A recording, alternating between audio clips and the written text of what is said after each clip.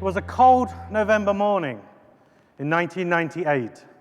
To be precise, it was Monday, the 9th of November in Nottingham in the UK. And for those who don't know Nottingham, the cold mornings can be pretty cold. In fact, it's a little bit grim. And there was drizzle in the air. And I'm not sure how drizzle translates here in Barcelona, but it's a unique form of weather we get in the UK, a light rain. And I was walking down the street and I stopped outside a door. I was pretty damp. But that rain didn't bother me because I was excited. That cold November morning could not bring me down because behind that door was my first ever shop. And 17 years later, I'm stood here as a general manager of AVG Business. And it's been an exciting journey from selling software in boxes, PCs, installing servers and networks, to being here today in Barcelona. My shop is a little bit bigger, not just serving customers in Nottingham, but serving businesses globally. And around 7 years ago, I sold my business to AVG because AVG, like me, had a vision. And part of that vision included a belief that business people should be able to get on and do what business people do best, and that's run their business. And we, as technology companies, need to ensure we provide great technology that works, that's simple to use, puts the controls back into the business, but more importantly, instills trust to use those services. I'm passionate about businesses, and I'm passionate about business that can grow because I guess at heart, I'm still a shopkeeper, just my shop is a little bit bigger. And you've just heard Yuval talking about some of the challenges businesses are going to face in the next 3 to 5 years. Well, I'm going to spend a few minutes now talking about some of the practical realities around businesses, the challenges they're facing today in 2015. We talk about business without walls, and some of you will notice that's what we term this session as. And we're going to talk about what does it mean to put controls back into the hands of the business. Well, before we put that into context, let's just think about when business was within 4 walls, 4 very secure walls. Now, I remember the time when I was the guy crawling on my hands and knees, plugging cables into back of PCs. And I'm sure there's a few of you out there that can resonate with that. Well, back then, those PCs were connected with a cable to a server. The server usually sat in a cupboard in the corner of the office. And back then, it didn't matter if you had a sticky note with a username or password on the screen. And if an employee left the business, your only concern really was to make sure you took the key off them so they couldn't get back into the door. The data was on that server. It was in those secure 4 walls. We call it the locked office. Well, times have changed, and for the better, because businesses now have access and to functionality that only previously enterprise could afford to install. But with it brings risks. As I said, that data is no longer within those 4 walls. Now, in an ideal world, our users would let them be locked down and controlled on what they do and what they use. But in the real world, we're seeing they are using cloud services. They're using cloud services at home and bringing them into the office. Ubiquitous cloud services, the Googles and the Dropboxes of the world. And I was recently talking to one of our partners, Hugh. Hugh runs an IT services business in London. And Hugh looks after practices of architects. And he told me they just brought in Dropbox because it just works. It works in the office, it works at home, and it works when they want to share files between each other's practices on projects they're working on. Is it safe? Is it secure? Who is Hugh to tell them not to use it? Because when Hugh does talk to them, the first thing they say is, hey, we're not enterprise. Don't try to lock us down. Don't try to sell us solutions we don't need. Just let us get on with our business. But they do realize and acknowledge there are risks, as they told Hugh. In the old days, if you wanted to get hold of that data, you would have to come into the office at night, get those big drawings, take that thick specification document, and push them through the photocopier all night. Well, no longer so, because that data is accessible from anywhere. So much for that locked office. But it's 2015.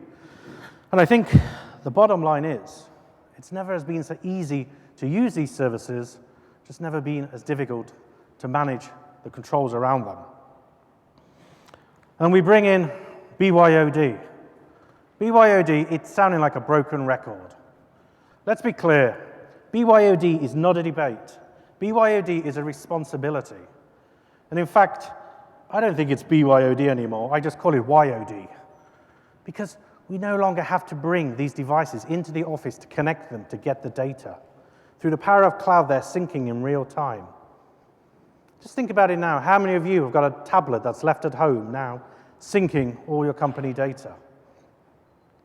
And we're not really going to go and tell that architect you're not to use Dropbox, or tell an accountant you can't use cash flow, or tell a project manager not to use Basecamp. And we're certainly not going to tell employees they can't use mobile technologies. The employees are seeing it as their right to use them. And mobile is fast becoming part of our DNA. And for us digital natives, it already is part of that DNA. The workforce of today are demanding to use cloud and demanding to use mobile technologies. Because the cloud is here. The cloud is simple and it just works. And that in itself is a paradox. Because the more and more of these cloud services we bring online, the more we create a challenge around the controls and access to them. And here, though, we do tread a fine line. Because we don't want to stop the progress of technology. No one's suggesting we're going to stop an employee having a digital life, or a business which is progressing and growing through the use of new technologies. No one's suggesting that, and nor should we. So you may ask, what is the answer? Well, I have a thought, and my thought is, whenever there is evolution, you need to evolve.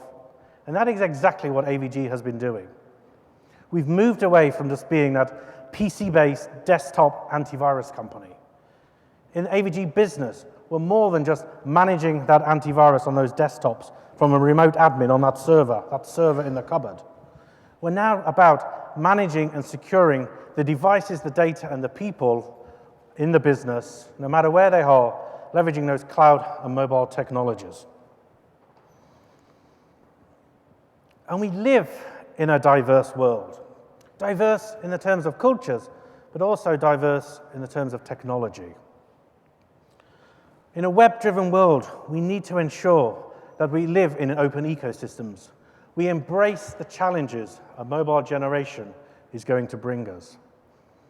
And we, as leaders, technology leaders in the online security space, need to ensure that we really do provide services and technology which is simple to use, puts the controls back into the business, and ensures there is trust to use those services. And in a short while, you're going to be hearing from Centrify. And Centrify are here for a reason. At the end of last year, we announced a partnership with Centrify, and today, I'm really excited to be able to say we're announcing the launch of AVG Business Secure Sign-On. And we build this with our partners and our business customers at the forefront of our mind.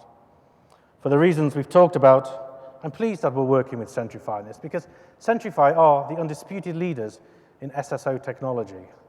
And together, we have built this product for our partners to put that control back into their business.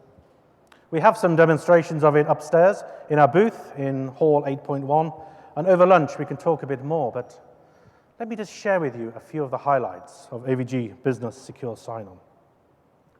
We built this service to really enable controls around the cloud and the services the business uses. It comes pre-populated with just under 3,000 of the most used cloud services in business. But what we've done is made it incredibly simple to use. So when, say, for instance, a new employee joins the business, we just give them a username and password. And that can be the same credentials they have in Active Directory. And that immediately gives them access through a browser or through a mobile app. That can be BYOD, YOD, or an employer-provided device. They get immediate access to their cloud services, just the services the business is running, so Salesforce, Box, Concurs, etc. And then, at the end of it, unfortunately, employees do leave businesses.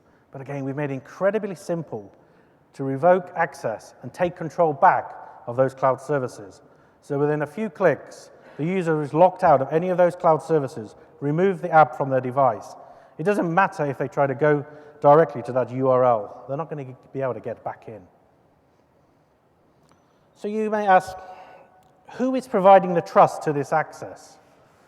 Well, we do. AVG is providing that trust. And what we're doing is we're taking what you had before in business and applying it into the cloud. We're giving you the keys to your cloud service, so you create those four walls around the business again. Now, IT managers may not like it, but cloud and mobile are here, and we're just going to be using them more and more. And as I say, employees are seeing it as their right to use these services.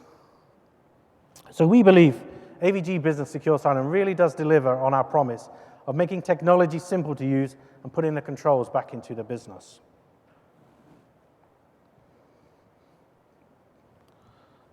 So I've talked about you and his architects. Well, it's no difference of any other business I go in. They are using cloud services, and they're using them because they work. So again, what we've done is taken the same controls you had when that server was in that cupboard within those four walls, and we're applying that to cloud. We're applying it to businesses without walls. And as I stand here today, AVG has 200 million active users.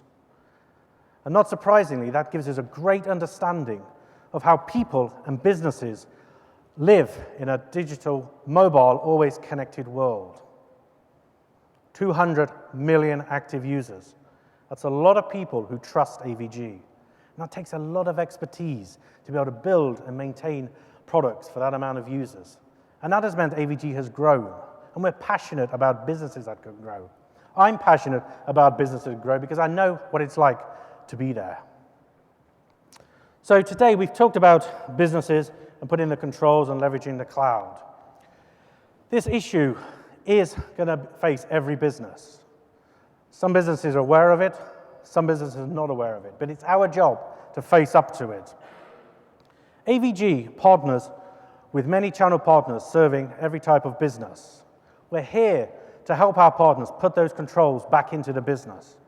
We're here to help our partners put that trust into those services, leveraging the trust we have with 200 million users. And I know there are operators and mobile operators out here in the audience, and selling cloud services, if you could wrap around that security, you're creating trust with your customer, which is going to lead to more renewal and higher ARPU at the end of it. So, in a nutshell, if you are a business, if you are a partner or a potential partner, as a former shopkeeper, there is only one thing really left for me to say. That is, we're open for business.